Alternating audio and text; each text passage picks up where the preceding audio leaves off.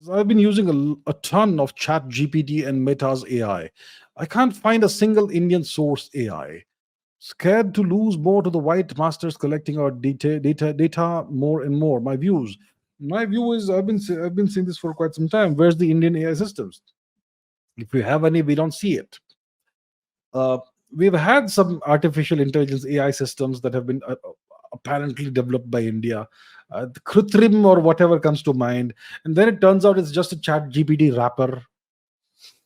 So that's the kind of thing we do.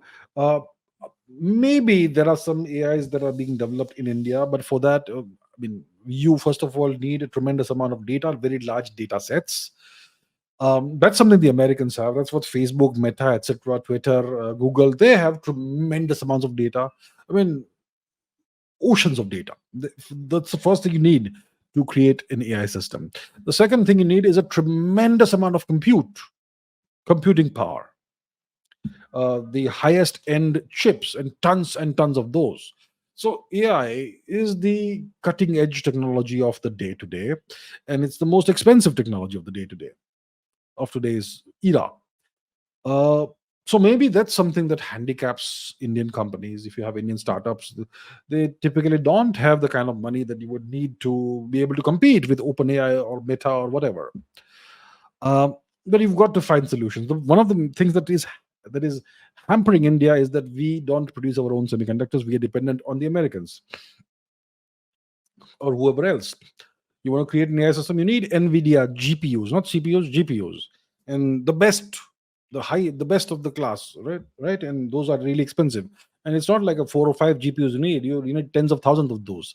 You need to string them together essentially, and yeah, that's how you create an AI. Then you have to obviously fine tune it and so on and so forth. So that's the problem we're facing here. We don't have our own semiconductor manufacturing ecosystem. We depend on foreign countries. That's what always hamstrings India. We have not invested in these things. But now, what to do? You got to do something about it. The government, see, the Indian government has access to a tremendous amount of data, all the data that you can imagine for 1.4 billion people.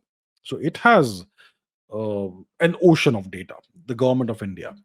Now, are we quietly deploying an AI system of our own? I don't know. Okay, if it is being done, it may be done behind closed doors or whatever.